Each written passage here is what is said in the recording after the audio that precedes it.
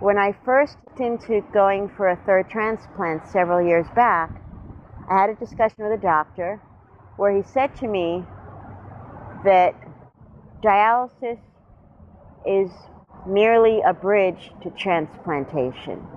I was just really taken aback when I heard that, because all I could think of was, well, I'm living on that bridge.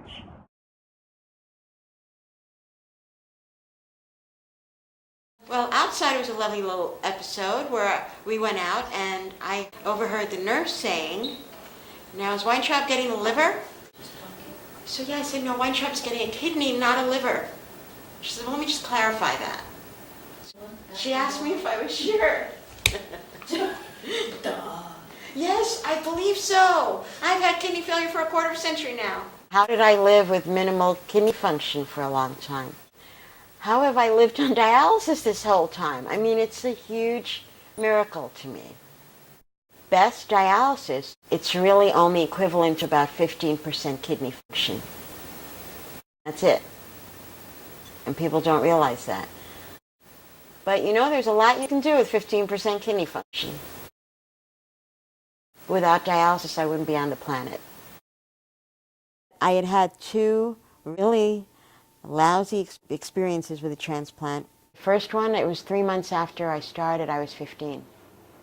Looking back, the success of transplants in the mid-70s was 50-50. Second one didn't work either in the mid-80s.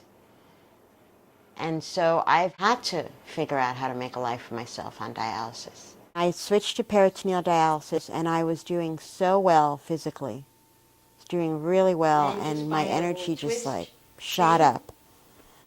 There we go, and that little bit of orange stuff was essentially the betadine that was in the I felt like I had control of my life, which, you know, it's kind of an illusion. None of us have control over our lives, but, you know, I would say between 1988 to 1992, I felt the strongest than I'd ever have in my entire lifetime.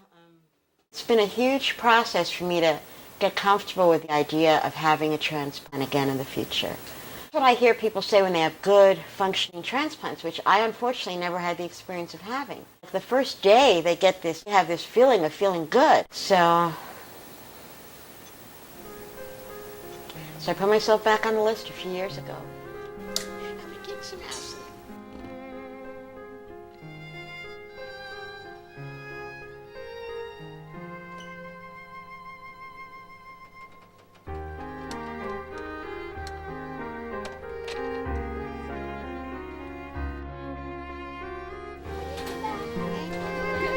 Before they told me, I'm gonna kick some ass.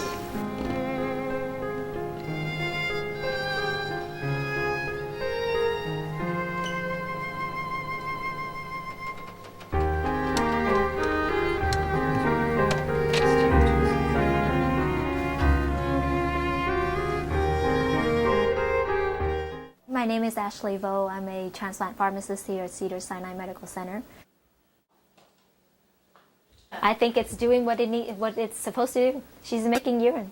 That's what we want.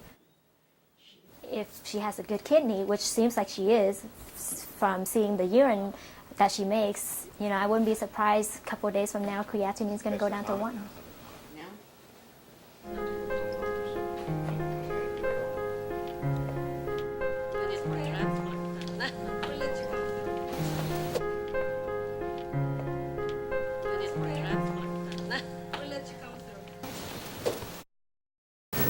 You can get her.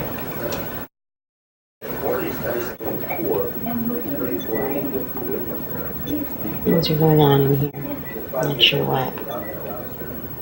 But that is really good news, that 2.5 months out and I have not had a rejection. So that's really, really good. The kidney function was decreasing over the last week. It's been decreasing kind of steadily. It's not so hot right now. Like after all is said and done, 1 year later, looking at each other like, yeah, we cracked that nut. We got that piece of the puzzle. We got you the kidney. And couldn't figure out how to have you keep that kidney. In the end, this whole picture is my story. And I have to figure out a way to go forward. They can just kind of close the chart, put it away. You know, Judy's transplant story is over.